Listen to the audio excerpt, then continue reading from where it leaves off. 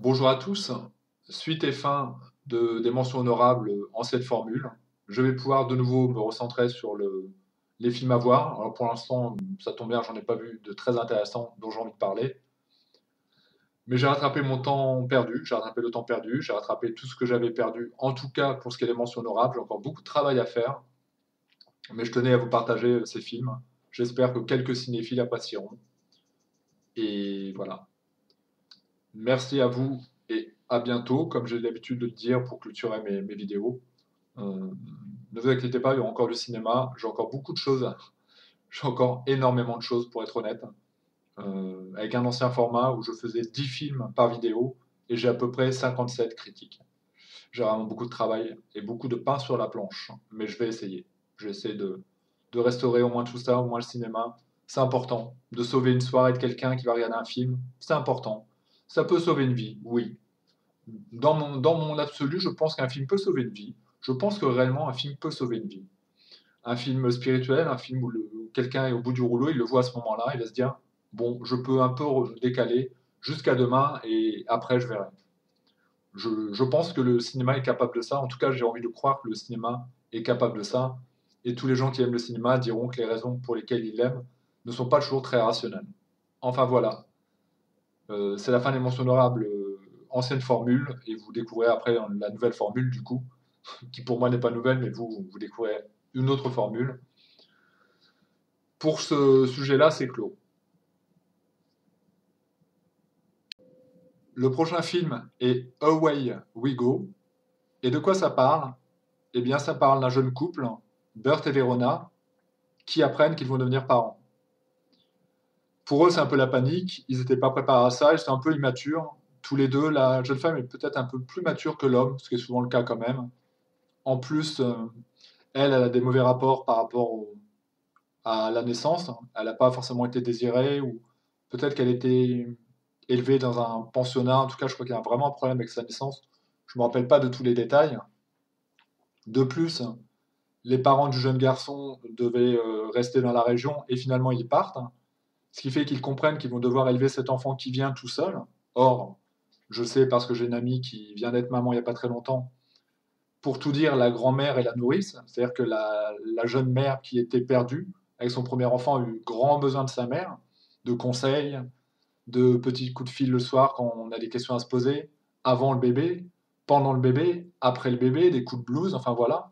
On a besoin des parents dans ces cas-là. Et eux, leurs parents ont décidé qu'ils voulaient faire un grand voyage, qu'ils rêvaient depuis leur enfance, eux aussi, et que du coup c'était le bon moment. Alors, ils vont se dire qu'ils ont plus grand-chose qui les retient dans leur ville, et qu'ils vont aller faire une espèce de pèlerinage de Ron Movies en attendant de devenir parents. Le bébé n'est pas encore né, et de profiter peut-être de ce moment pour découvrir les autres. En tout cas, c'est un peu comme ça que je l'ai perçu. Comment fonctionnent les autres parents? Qu'est-ce que c'est qu'être parent? Ils vont aller rencontrer des anciens collègues, ils vont aller rencontrer des anciens camarades de classe, ils vont aller rencontrer des familles et rencontrer différentes, forcément, formes d'éducation, différentes formes de famille, comment on peut penser l'enfant. Ils vont voir ce qu'il faut faire, ils vont voir ce qu'il ne faut pas faire, ils vont prendre des conseils et puis en même temps en rejeter beaucoup.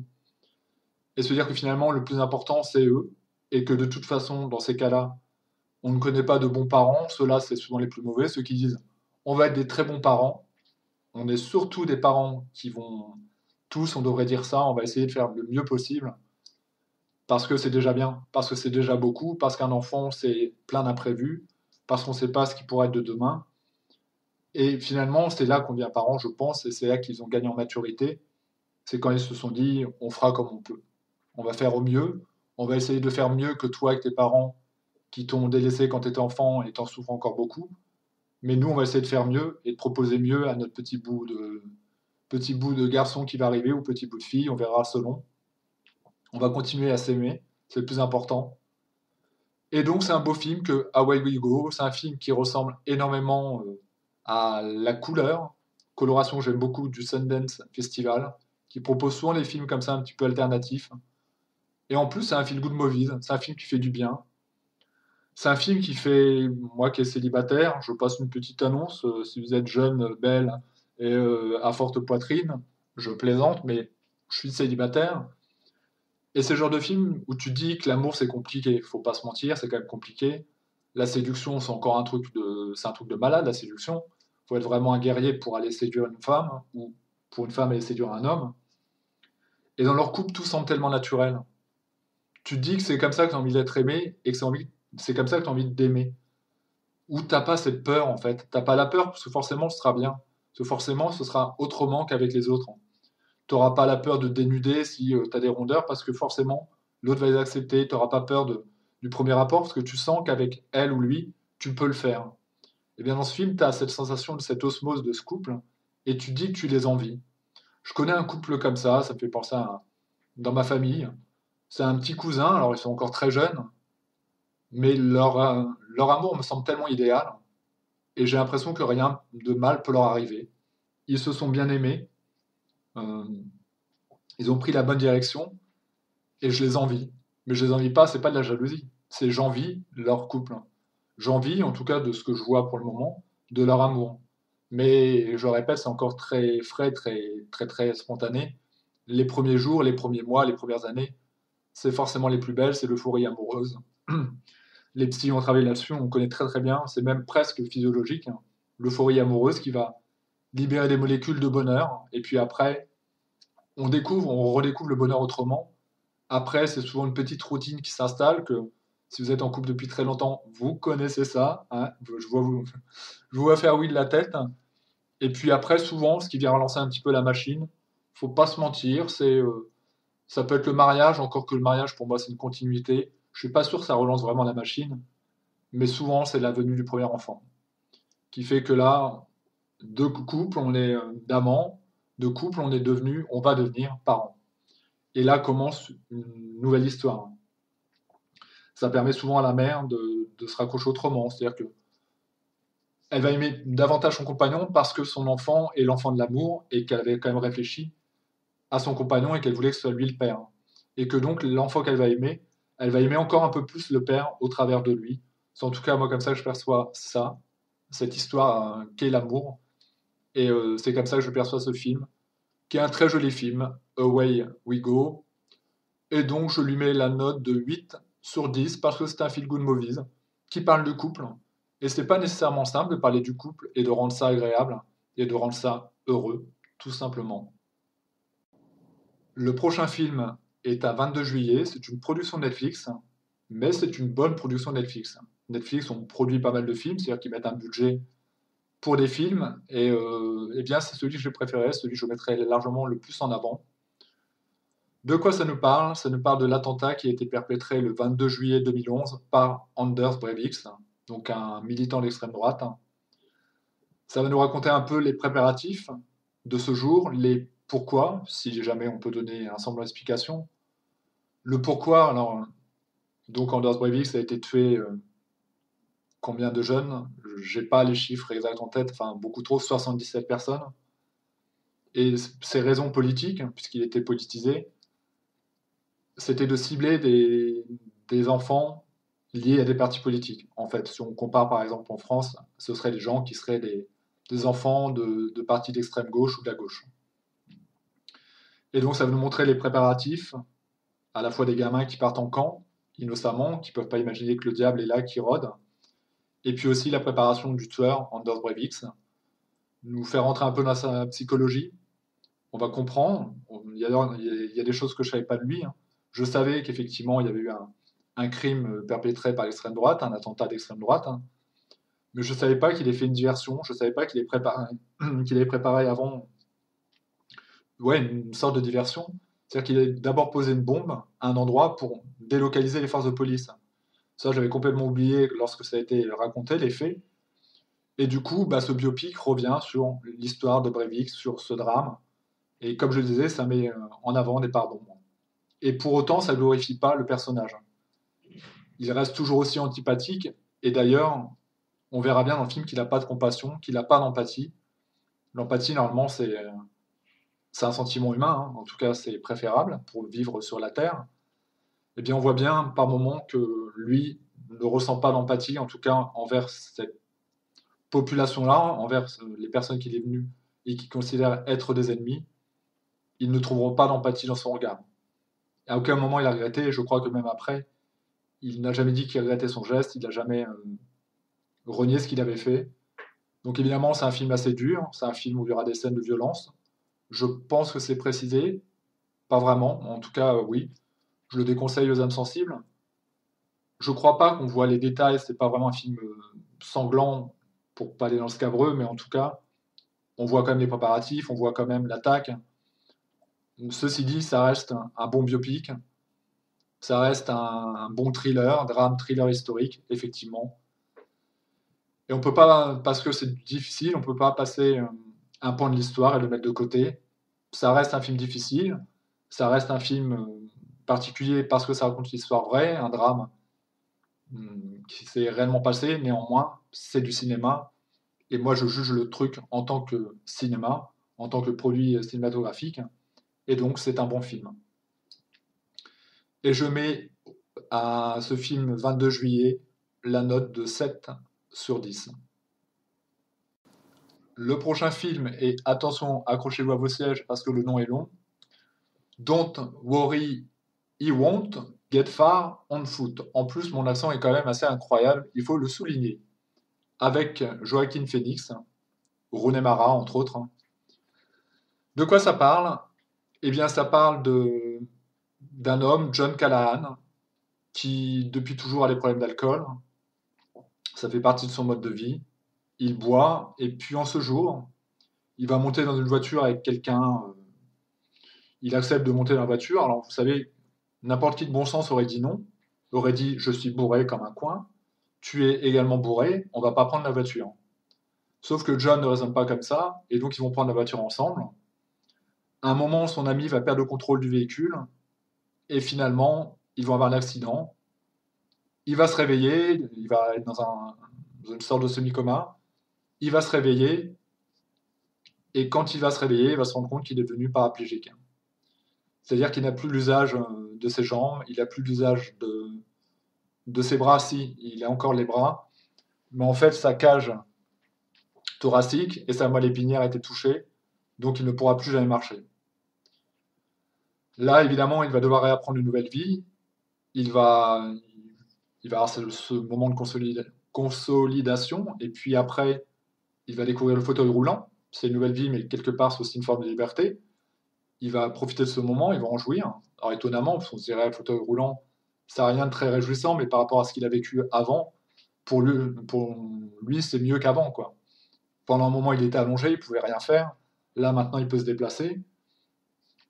Le problème, c'est que il a toujours ce souci d'alcool.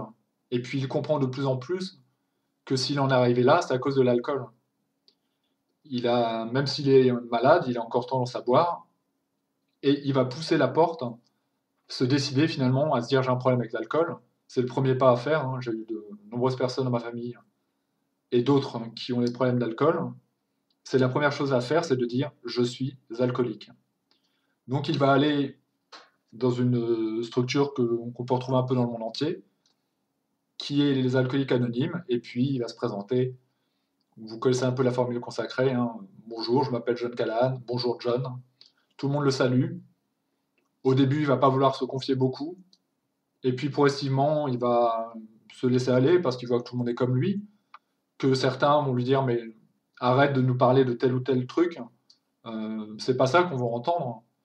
On a les mêmes problèmes que toi, tu veux que je te raconte ma vie, tu veux qu'un tel te raconte sa vie, il se rend compte que les vies de tous sont quelque part différentes, mais qu'elles ont un point en commun, c'est quand même l'alcool. Et que donc, tant qu'il dénoncera pas ça, tant qu'il dira pas qu'il a un vrai problème avec l'alcool, eh bien, ça pourra pas aller mieux. Il pourra pas guérir pleinement, parce que là, il est clair qu'il est cloué à vie dans un fauteuil roulant, mais son âme aussi est meurtrie et est malade. Et parlait de cet homme qui s'occupe des alcooliques anonymes, qui est une espèce de gourou avec une pensée très spirituelle. Il va essayer de comprendre et de guérir donc cette part de lui qui est malade. Je parle de sa part spirituelle qui est malade.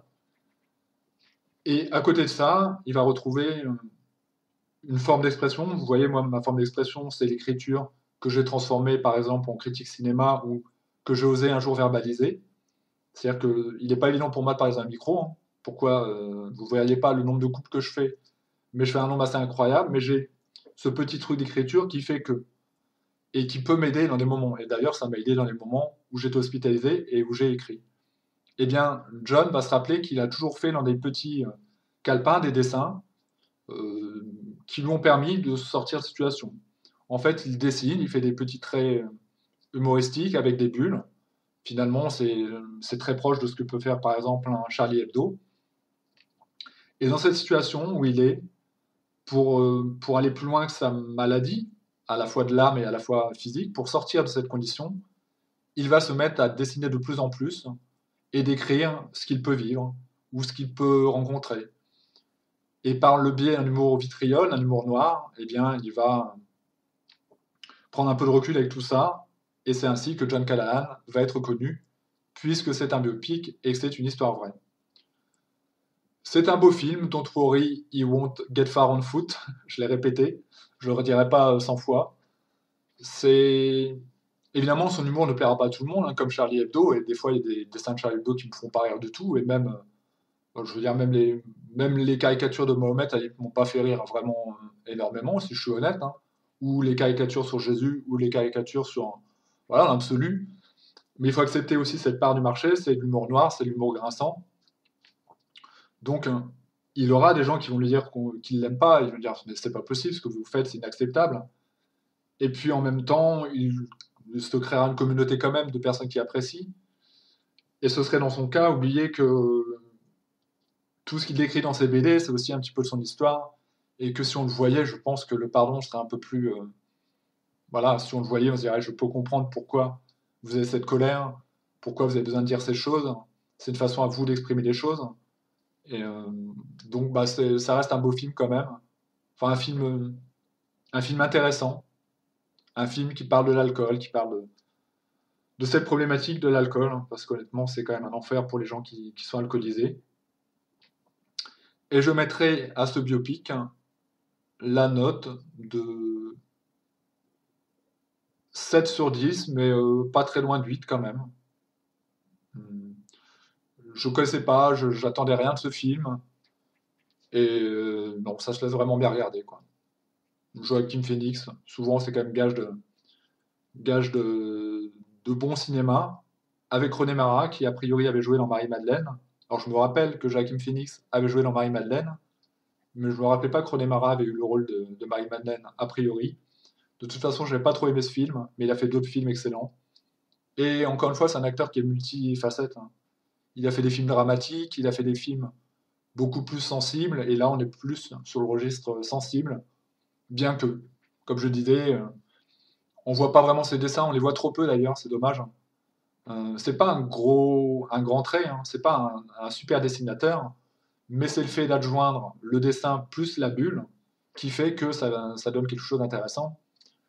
Par exemple, moi, si je savais dessiner, il est clair que je ferais des choses comme lui, sauf que je sais pas dessiner du tout, même vraiment très vaguement. Mais des idées, des espèces de punchlines, parce que quelque part, ce qu'on retrouve dans les bulles humoristiques comme ça à la Charlie Hebdo, c'est des punchlines. Les punchlines, c'est un terme qui vient de. Je pense à pas d'autre référencement que ça vient du monde du rap. Et c'est des phrases un petit peu assassines qui vont décrire de façon très courte une situation où je crois qu'on pourrait se dire comme ça, l'ensemble des personnes vont se dire ah ouais, ça me parle. Orelsan, par exemple, est pas mal dans ses punchlines. Il y a plein de trucs où on écoute les textes, on se dit ah ouais, cette phrase-là, elle est pas mal. Cynic, le rappeur Cynic, était pas mal dans ses punchlines. Très souvent, il y a une punchline, tu te dis ah ouais, là, franchement, c'est pas mal, ça me parle. C'est ça la punchline. C'est le sens de la formule courte, mais qui veut dire beaucoup, et je pense qu'il parle à un ensemble de personnes. Encore plus dans le cas d'Orelsan, où je pense que n'importe quel jeune un peu paumé peut s'identifier à ce qu'il dit. Je pense à son clip, le tout nouveau clip. Enfin, il y a tellement de clips d'Orelsan dans lesquels on se dit, voilà, c'est ça, quoi. Le repas de famille, où il décrit le repas de famille. Il y a même le clip où Orelsan, qui est vraiment pas très loin du cinéma, qui d'ailleurs a fait du cinéma, mais je parle bien d'un clip, où il va mimer tous les personnages de sa famille, de l'oncle raciste à la cousine un peu bimbo. Il va interpréter tous les personnages, il va porter des perruques. Et on se retrouve tous là-dedans. Il y a tous un moment où on se dit au repas de Noël, on va peut-être éviter de parler de tel ou tel sujet parce qu'on sait que tel ou tel cousin, ça va Voilà, on connaît tous ce genre de truc, donc forcément ça nous parle, et quand dans le texte ou dans la bulle il y a un truc comme ça, eh bien c'est une espèce de conscience collective, inconscient collectif qui fait qu'on se retrouve tous dedans. En tout cas, c'est un peu comme ça que j'interprète les choses. La bande-annonce en dessous, dans tous les cas, et le film, c'est Don't worry, he won't get far on foot. Merci d'apprécier mon anglais quand même. Le prochain film est Un monde meilleur. Et de quoi ça parle? Eh bien, ça parle de l'histoire de Trevor, qui est un petit garçon de 12 ans, à qui on va confier un devoir scolaire, qui serait de réfléchir à comment on peut changer le monde en trouvant une solution et en la mettant en pratique. Et Trevor, c'est un garçon sensible, c'est un garçon gentil, et il va prendre ce devoir vraiment au sérieux, et il va penser que c'est presque une mission qu'on lui a donnée. Et il va prendre l'initiative d'aider 3 personnes qu'il va choisir, pas de façon désintéressée, mais qu'il va choisir, qu'il va sélectionner.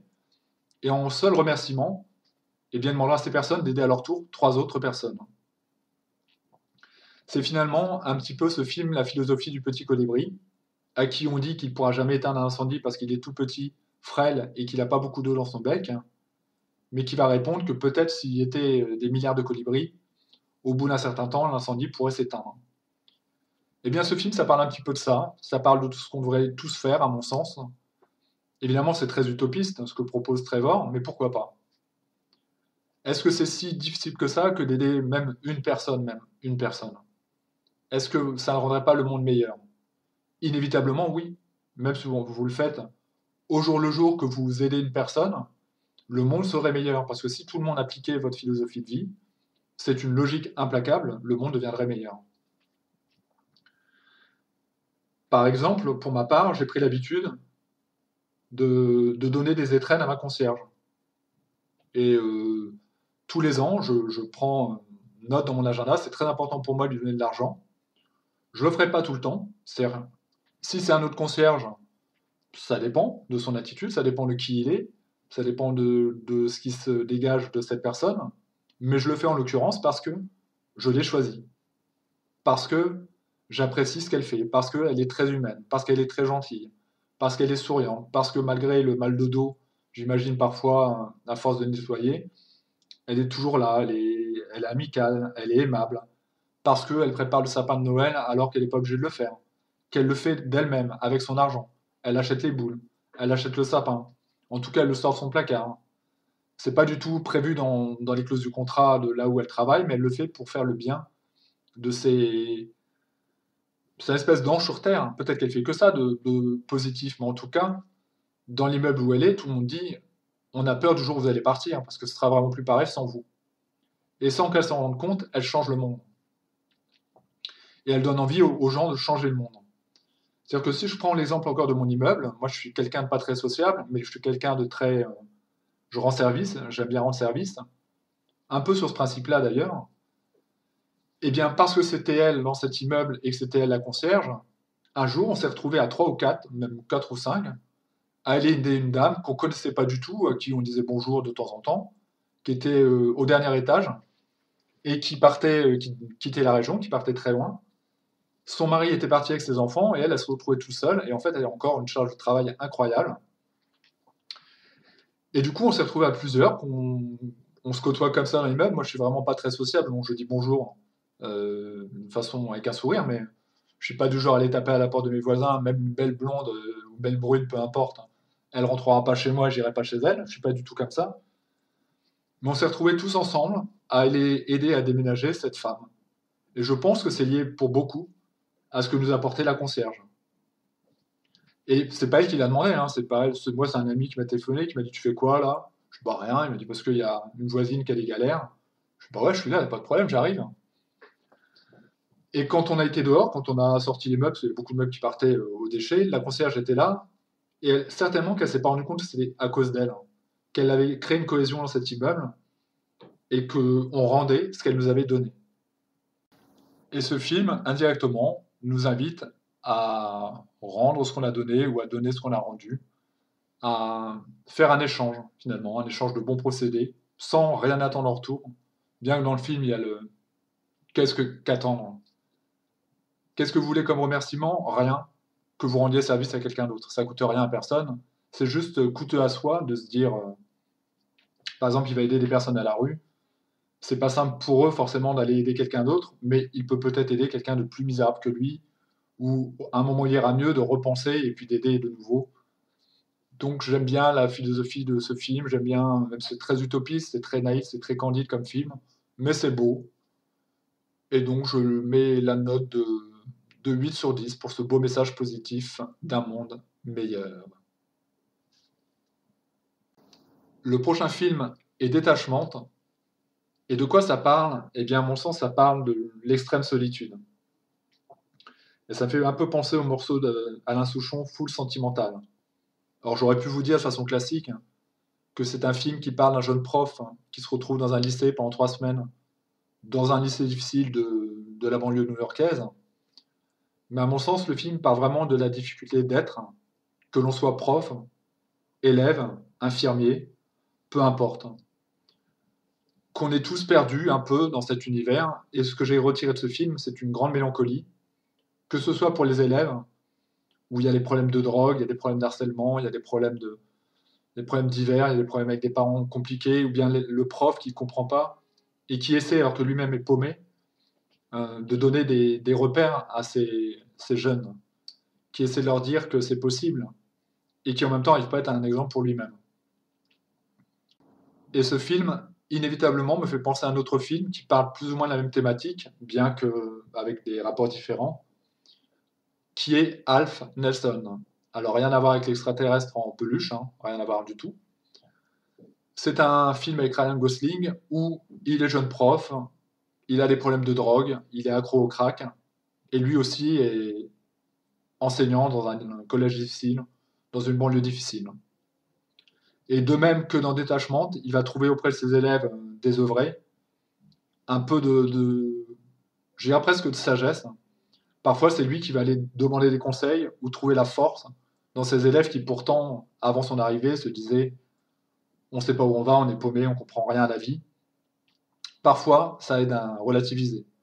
Quand on rencontre quelqu'un, c'est un réflexe humain, qui nous ressemble ou qui est pire que nous, eh bien, on se dit que finalement, c'est peut-être pas notre sort n'est pas le plus détestable. Et bien que vous l'aurez compris, c'est un film plutôt mélancolique. J'ai bien aimé ce moment de cinéma. J'en parle assez mal parce que finalement, je l'ai lu il y a assez longtemps et que j'avais fait mes critiques au moment où j'ai vu le film. C'était beaucoup plus simple. C'est beaucoup plus simple quand le souvenir est frais. Néanmoins, je sais que j'ai bien aimé ce film et je lui mets la note approximative, puisque j'en ai qu'un souvenir confus, de 7 sur 10. J'avais passé un bon moment. Je me retrouve dans ces personnages, que ce soit ou les élèves ou bien le prof. Cette confusion, qu'on peut retrouver dans la poésie, c'est pas nouveau, hein, ce spleen finalement. C'est aussi un mot qui pourrait bien, à mon sens, représenter ce film, c'est le mot spleen. Spleen et mélancolie. Si cher à Baudelaire, eh bien, dans ce film, on retrouve beaucoup de ça. Alors, c'est pas joyeux, c'est pas le film à regarder aux fêtes de Noël, mais parfois, ça fait du bien de se recentrer sur les choses essentielles. Et pour ma part, j'ai bien aimé ce film, mais de toute façon, j'ai un grand côté mélancolique, il va sans dire. Le prochain film est Les figures de l'ombre. Et de quoi ça parle?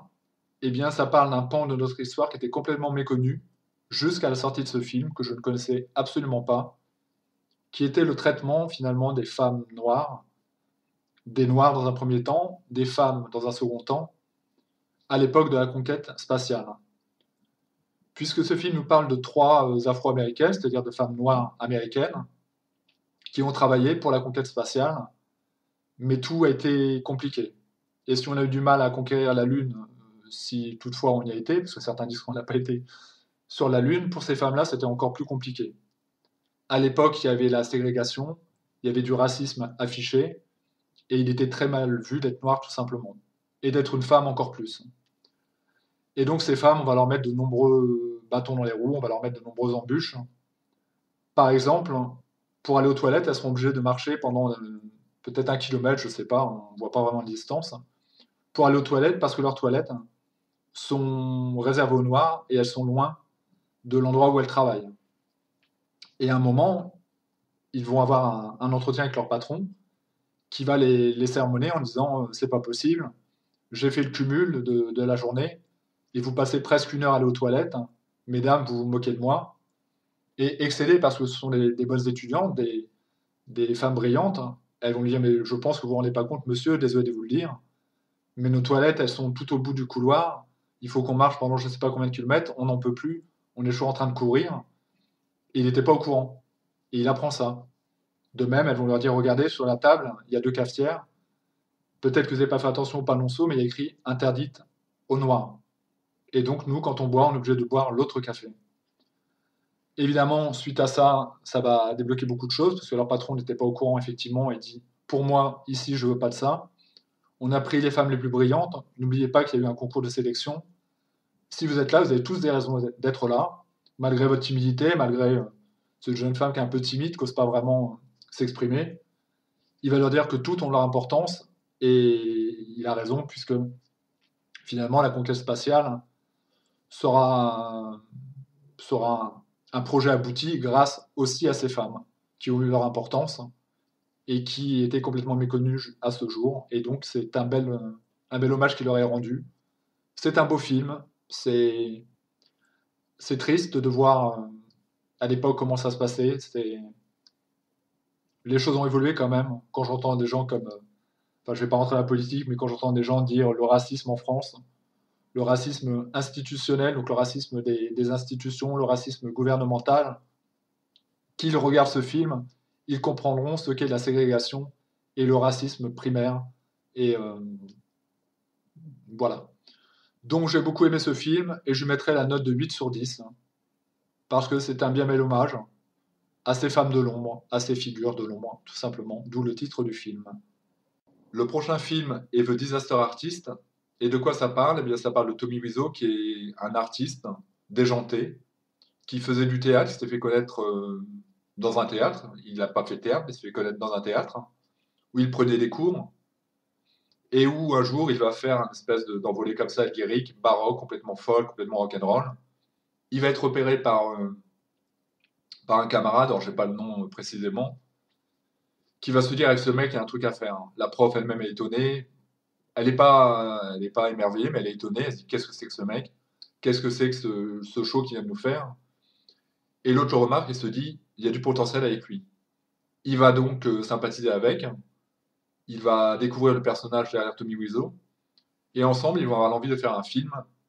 Et ce film, ce sera, je crois que ça s'appellera The Room, et donc il est catalogué comme le film le plus mauvais de la Terre. Parce que Tommy Wiseau, qu'ambitieux, bien qu'a priori croyant en ce qu'il fait, même si parfois on peut penser que c'était un troll avant l'heure et que finalement il ne croyait pas en lui, et que son personnage est peut-être inventé de toutes parts, c'est une grande part de mystère sur ce qu'il est vraiment, de quel pays il vient, les légendes qu'il peut y avoir autour de lui, sa fortune qui est relativement colossale par rapport à son métier. On se demande d'où il tient cet argent, il a des belles maisons. Enfin voilà, il y a vraiment une part énigmatique de ce personnage, puisque c'est une histoire vraie. Ça raconte réellement l'histoire de la conception de ce film. Et il y aura pas mal de scènes cultes, de scènes très drôles. Alors, un humour un peu différent. On rira davantage de ce qui se passe que des situations comiques. C'est-à-dire que finalement, on va avoir un rire moqueur, et c'est ce qui va se passer d'ailleurs en salle. C'est que les gens vont rire, mais pas dans le bon sens et dans le sens positif. C'est-à-dire que c'est bien de pouvoir faire rire d'un film, mais là, les gens ont ri de son film parce qu'il était nul, parce qu'ils l'ont trouvé inintéressant, et du coup, il en est devenu comique, et c'est ainsi qu'il est devenu culte. Mais Tommy Wiseau, en tout cas dans ce qu'on voit dans le film, l'a très mal vécu parce que pour lui, c'était le chef de sa vie. C'était quelqu'un qui, a priori, si c'était pas un troll, savait beaucoup, qui croyait en ce qu'il faisait, même si évidemment il était complètement à côté de la plaque.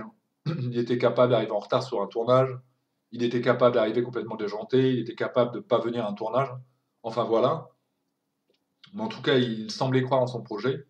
Et quand il s'est rendu compte que c'était nul et que le public ne comprenait pas son talent, un petit peu, d'une certaine mesure, comme les pensées philosophiques de Jean-Claude Van Damme, où on sait qu'il ne sera jamais un grand écrivain, eh bien, il aurait été très complexé et très déçu de ça. Et puis après, il a plus ou moins sombré dans l'oubli. On n'a plus jamais entendu parler de lui. Et ce film, The Disaster Artist, nous parle un petit peu de tout ça, de ce personnage complètement méconnu. Et c'est un film intéressant, c'est drôle, mais comme je disais indirectement, c'est pas fait pour être drôle. Mais on va rire inévitablement de ce personnage, parce que c'est tout un monde en fait, hein. Son accent, son univers, enfin, tout ce qu'il représente est drôle et cocasse. Et ça fait de ce film The Disaster Artist un divertissement agréable, atypique, un ovni un peu dans le monde du cinéma, mais déjà à l'époque, son film à lui était un ovni dans le monde du cinéma. Et je mets pour ce divertissement agréable la note de 8 sur 10. Donc le film, c'est The Disaster Artist, et la bande-annonce sera en dessous, pour ceux que ça intéresse.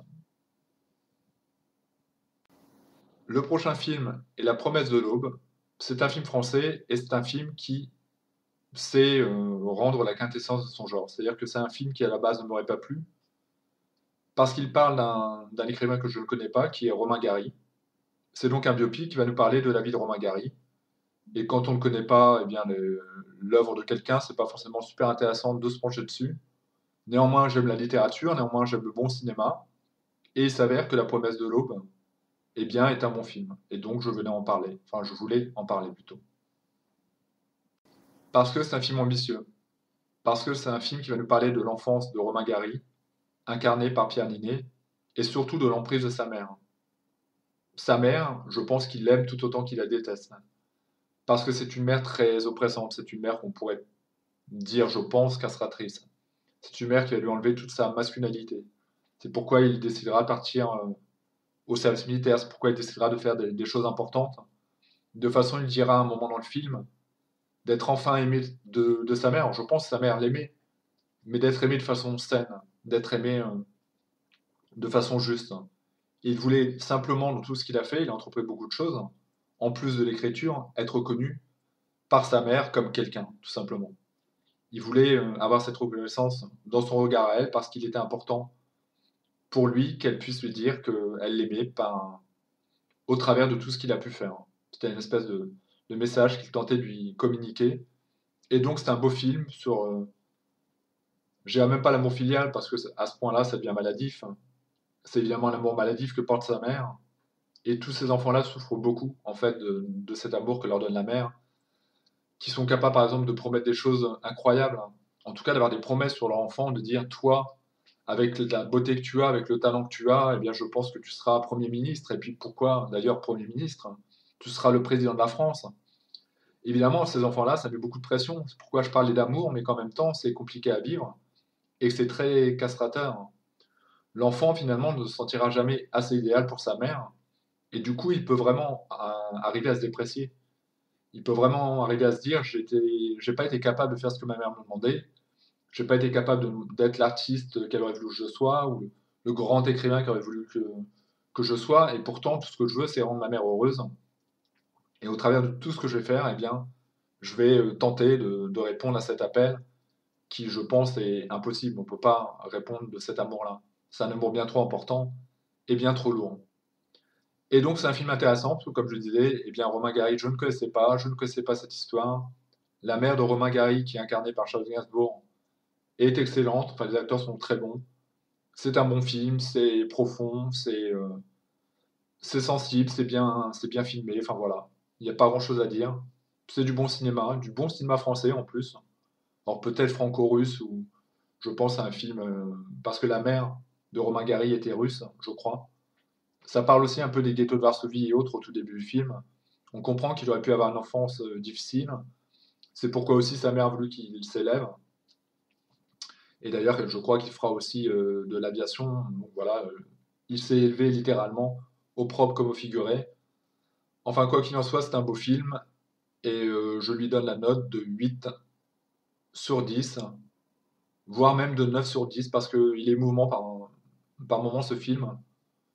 Et que quand on connaît un peu cette situation, qu'on a une mère un peu oppressante, qui nous aime beaucoup, mais qui c'est pas forcément l'amour qu'un enfant préfère, c'est pas forcément l'amour préférentiel, eh bien je me suis reconnu un petit peu dans ce rôle, et donc je mets la note de 9 sur 10 pour ce très bon film français.